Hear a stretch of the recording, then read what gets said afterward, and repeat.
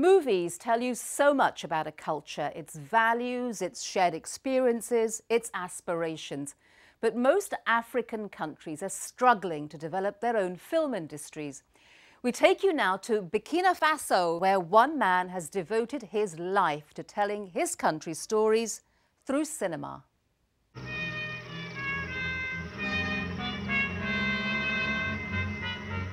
This film, When Kuni, was a breakthrough in African cinema. The first to bring the tradition of African oral storytelling to the silver screen. It ushered in a new genre of African movies, elegant in their simplicity and profound in their humanity. Slow-paced and punctuated by silence, When Kuni tells the story of a young mute boy who lost his memory.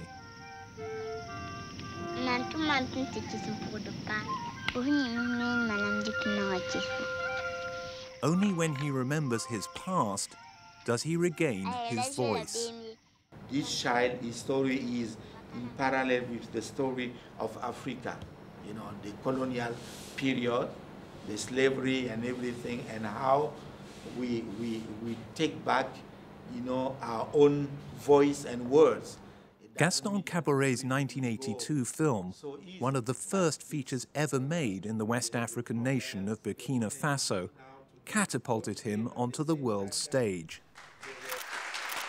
His success set him on a mission to unlock the imagination of a whole new generation of filmmakers and create a new image of Africa.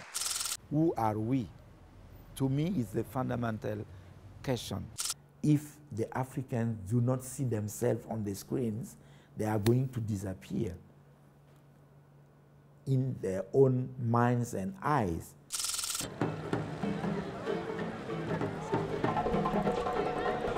Caboret grew up in Ouagadougou, Burkina Faso's capital. After independence, the government, despite the country's poverty, committed itself to building a local film industry. Since 1969, it's hosted the Pan-African Film Festival, called FESPACO, the largest and most prestigious in sub-Saharan Africa.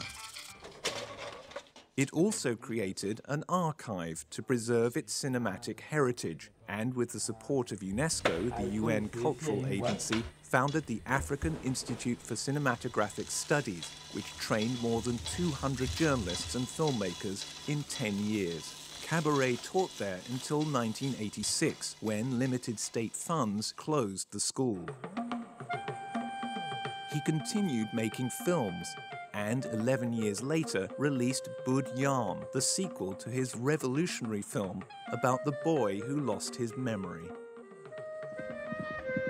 Now a man, he sets out on a mythical journey, looking for a cure for his sister's illness. It's a coming-of-age narrative about African values of love, duty, and obligations to family and community.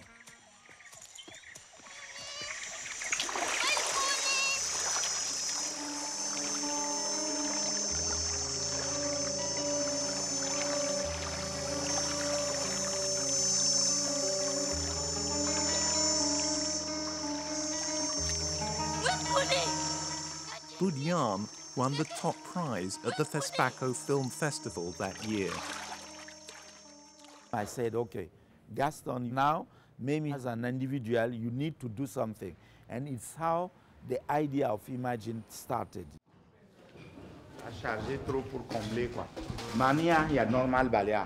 In 1999, Caboret began building the Imagine Institute, a film academy for young Africans, pouring his own money into it. We did it from our own savings, and it took almost 4 years to finish it. Caboret equipped the school with state-of-the-art technology.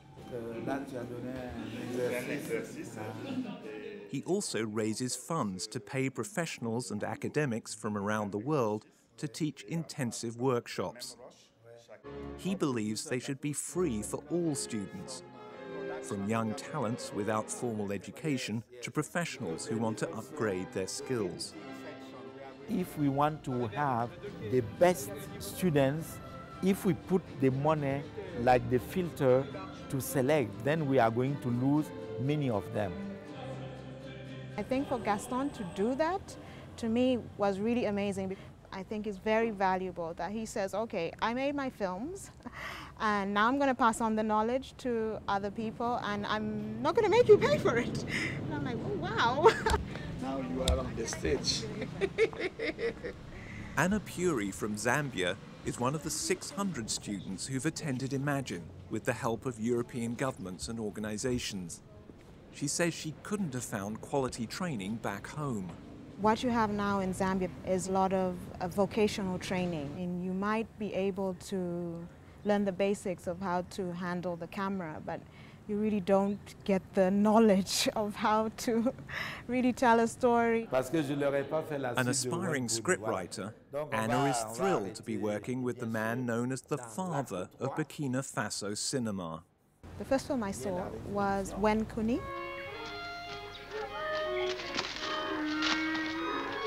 For me, when I saw it, it was like a wow moment. Because I thought, this is a way of telling African stories. It's very different, and it feels real, and the way we are as Africans.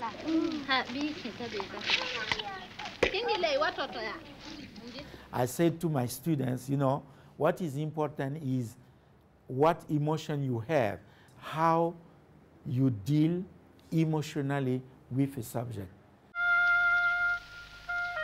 Filmmakers are not only people using techniques, they need also to continue shaping their inside world and vision.